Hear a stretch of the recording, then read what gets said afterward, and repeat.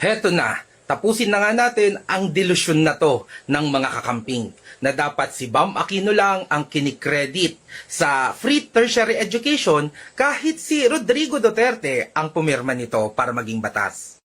Since ayaw ng mga kakamping na i-share ang credit ng free tertiary education kay PRRD, pag-usapan natin, sino nga ba talaga ang mas grabe ang credit grabbing dito?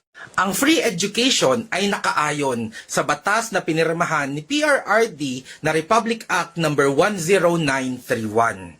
Ito ay inaprubahan ni PRRD noong August 3, 2017 at consolidation ng Senate Bill No. 1304 at House Bill No. 5633.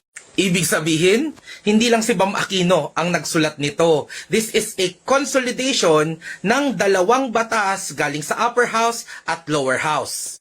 Ngayon, i-check natin ang Senate Bill 1304. Senate lang ang pag-uusapan natin. Huwag na nating pag-usapan yung House Bill. Heto na nga, the 17th Congress Senate Bill No. 1304 of Free Higher Education for All Act. Nakikita nyo, marami ang nag-file ng mga senador and ito yung inapprove ni PRRD noong 8 to 2017.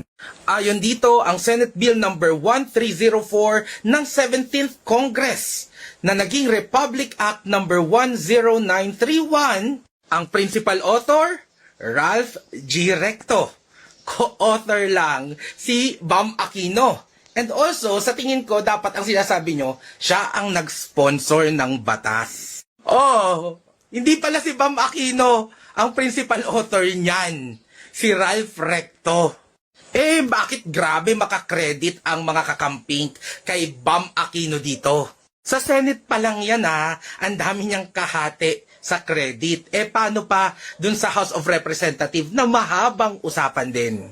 Siguro ang magandang tanong, si Bam Aquino ba talaga ang nakaisip nito dito sa Pilipinas? Actually, noong 2015 ay nagpasa na din ng Free College Education Bill na ang author ay si Win Gatchalian. Pero hindi napasa. Bakit? Kasi hindi si Duterte ang presidente. Isa pang bill noong 15th Congress, nag-file ng Senate Bill No. 1732 na gustong gawing free college education. Pinaliit na lang to kasi nga hindi napapasa itong free education. Ang gusto nito ay free education sa information and communication technology lang hindi lahat. Na ang mismong nagpasa ay si Miriam Defensor Santiago noong 2010 pa.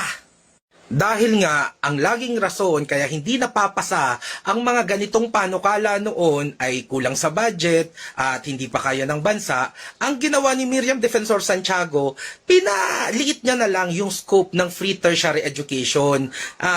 At least yung information and communication technology na lang. Pero naipasa ba? Hindi. Kasi hindi si Rodrigo Roa Duterte na willing isupport ang mga ganitong panukala ang presidente. Ito pa, House Bill No. 3837, 15th Congress of the Republic of the Philippines. Si Sani Angara naman noong 2016. At sobrang dami pa na hindi naging batas dahil hindi si Rodrigo Duterte ang presidente noon, na alam naman natin na hindi lang yan ang binigay sa Pilipino. Universal health care, kalusugan para sa lahat.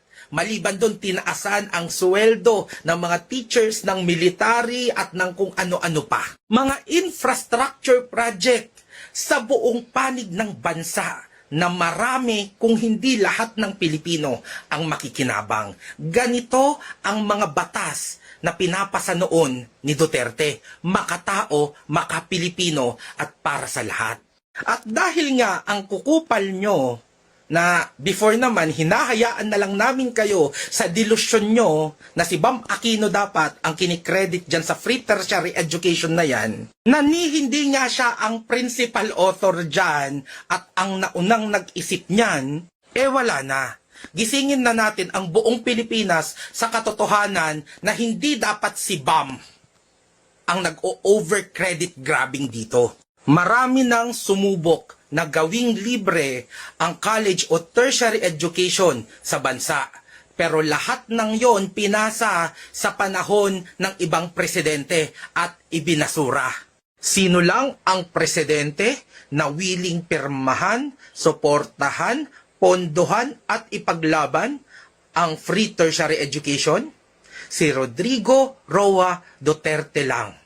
Ang isang presidente na ayaw nyo pang mabigyan ng kahit anong credit.